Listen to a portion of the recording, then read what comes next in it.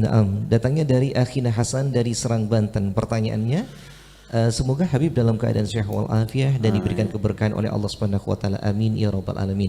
Pertanyaannya Habib, saya pernah mendengar ceramah yang mengatakan Rasul sallallahu alaihi wasallam sempurna dalam mengamalkan Al-Qur'an.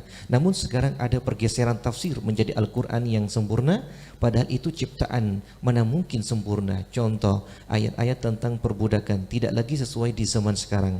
Atas pencerahannya kami ucapkan terima kasih, katanya Habib. Apa pertanyaan ini? Rasulullah mengatakan Rasulullah sempurna mengamalkan Al-Quran. Namun sekarang ada pergeseran tafsir menjadi Al-Quran yang sempurna. Padahal itu ciptaan, mana mungkin sempurna. Pergeseran tafsir Al-Quran yang sempurna. Ala kulli hal, yang dimaksud ini kurang jelas ya. Apa yang dimaksud?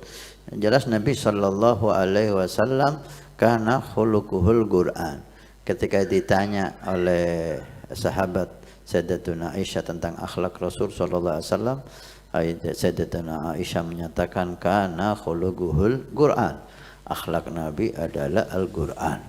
Nabi adalah Al-Quran yang berjalan. Allahumma salli wa sallim alaihi wa ala alihi. Tentang Al-Quran itu sendiri sempurna. Al-yawma akmaltu lakum dinakum wa atmamtu alaikum wa atmamtu alaikum ni'mati wa raditu lakum Islam madinah.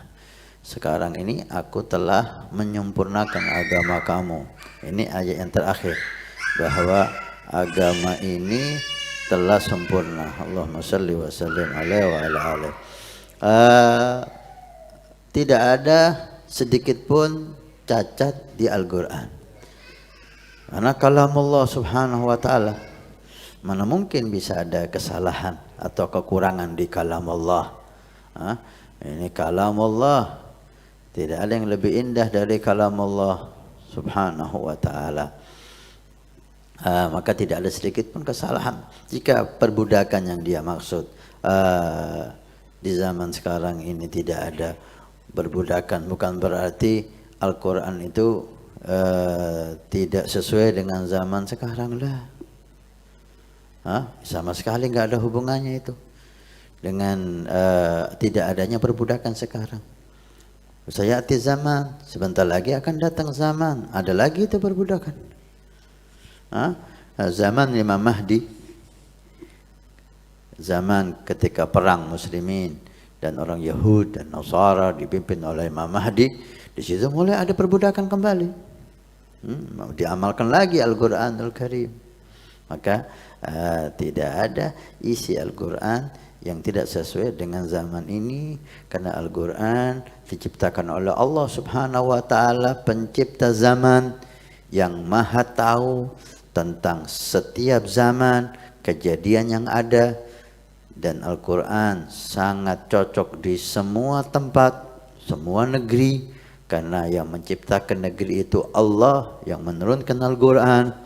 Maka Al-Quran kitab suci yang sempurna, yang cocok di setiap zaman, yang cocok di setiap tempat, di setiap negeri, untuk semua orang, semua suku. Karena Nabi Muhammad SAW Nabi yang diutus oleh Allah untuk semua kalangan manusia, sebagai rahmatan lil alamin ila qiyamus saah, sampai terjadinya hari kiamat. Bahkan Nabi Isa alaihissalam wa ala nabiyina afdhalus salatu wassalam, ketika nanti akhir zaman beliau turun ke dunia menjadi pemimpin umat di dunia ini, beliau mengamalkan semuanya, ajarannya mengamalkan Al-Quran dan hadis Nabi Muhammad sallallahu alaihi wasallam. Injilnya ditaruh, yang diamalkan Al-Quran dan hadis Nabi sallallahu alaihi wasallam. Allahumma salli wa sallim alaihi. Nabi bersabda, "Man bana masjidan banallahu baitan fil jannah." Siapa yang ikut membangun masjid, maka Allah akan membangunkan rumah di surga. Pondok Pesantren Nurul Iman akan membangun masjid 2 lantai plus aula.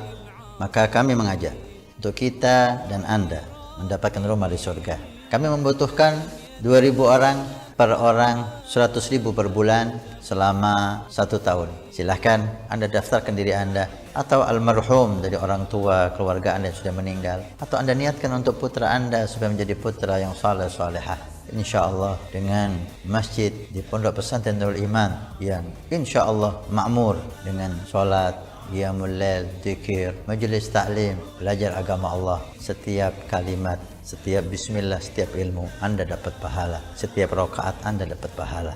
Hani'an lana wa hani'an lakum kalau kita punya rumah di surga Allah. Mudah-mudahan Allah mencatat kita sebagai hamba yang punya rumah di surga.